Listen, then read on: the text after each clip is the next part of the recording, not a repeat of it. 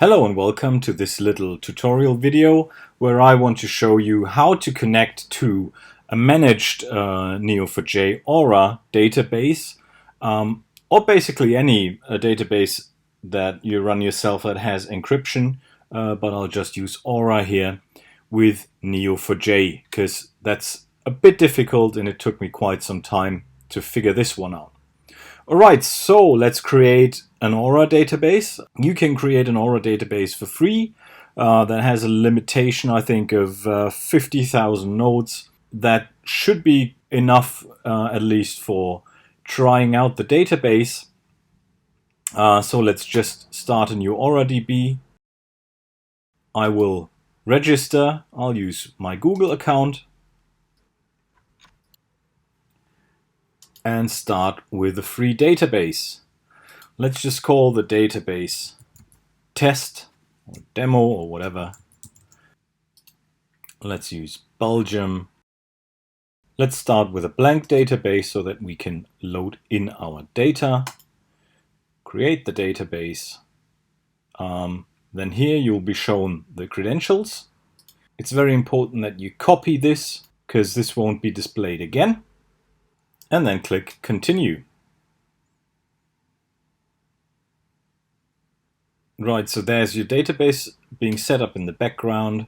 Then you have to answer a couple of questions.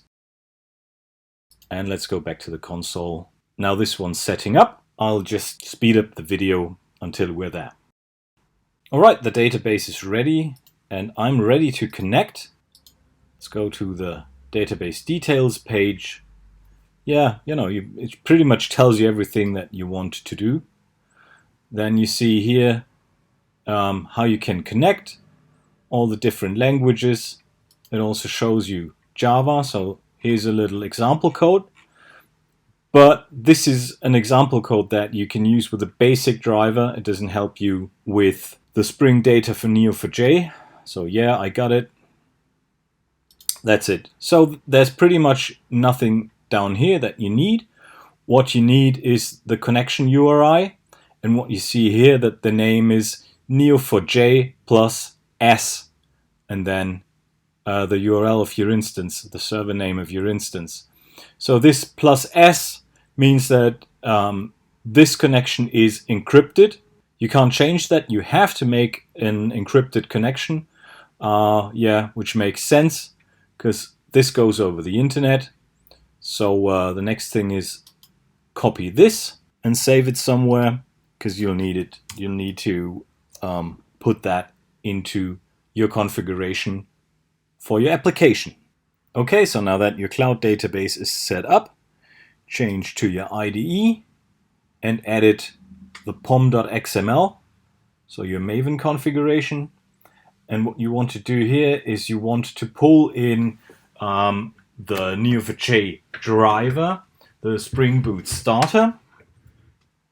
So just go to the dependencies and somewhere inside of your dependencies, just add this block. So from the group org.neo4j.driver, just add the artifact neo4j Java driver Spring Boot starter and put in the version. You might check if there's a newer version available or something, but don't forget to put in the version and then change to your application properties, because now that you've pulled in this driver, you no longer configure these properties, but rather the properties of the driver, and then the Spring Data neo4j framework will use the driver and the driver properties. So the new parameter would be org.neo4j.driver URI, and this is where you put in the URI that you copied from your cloud server. Let's just go back here, take this one, copy it, and insert it here. The next setting would be org.neo4j.driver.authentication.username. That's neo4j as a standard. and then org.neo4j.driver.authentication again, and then the password. And that's the password that you've hopefully copied. So let's just insert this one here. And then the last one, org.neo4j.driver.encrypted equals true.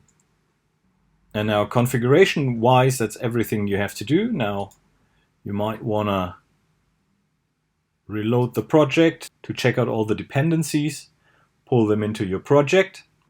Now if you have your own project, you can try it with your own project if the connection works.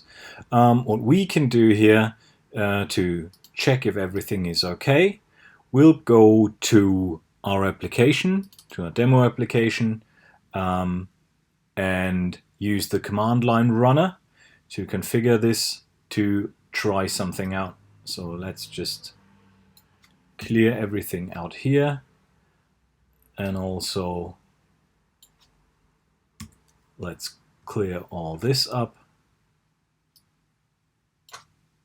and also remove the constructor.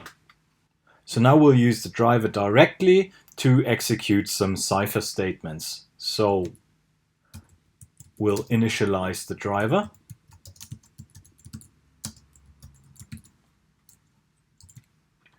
So this, of course,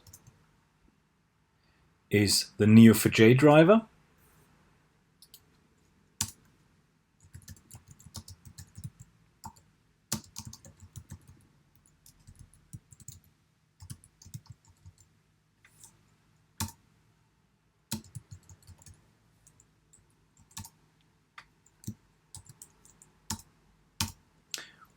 We'll initialize a configurable application context and then just create a constructor.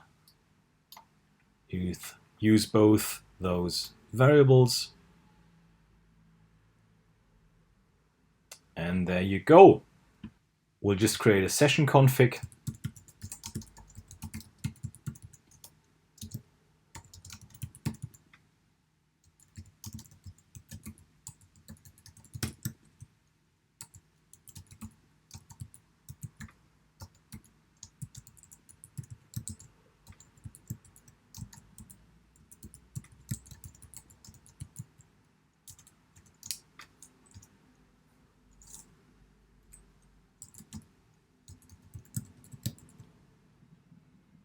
Now we have to import all those things.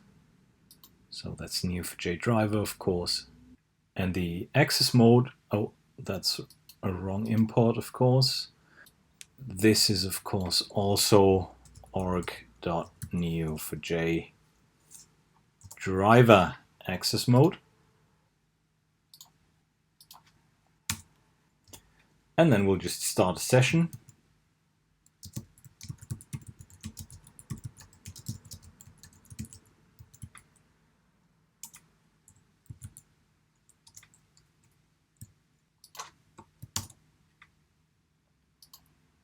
Again, let's import this class and then just run our code.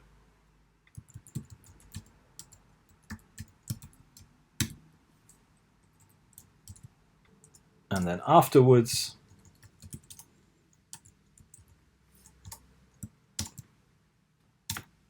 of course, close everything.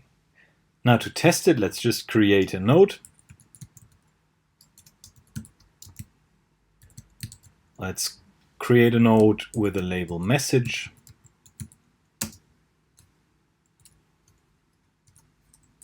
And the message has a text. And the text is hello world, of course. What else would it be? And there you go. Let's save that and run the project. Right, this application is finished with code 0. So let's connect. There you go. I need to give credentials again. and the password that we've copied, the long one. There you go. And you see I have one node, the message node, and the text is hello world. So everything worked out fine. I hope you have enjoyed this video and it did help you with your projects. If you liked the video, please give me a thumbs up. Also don't forget to subscribe to this channel. And if there's anything you want me to do, or if you have any questions that I might answer, then just leave me a comment below, and see you in some other video. Until then, have fun.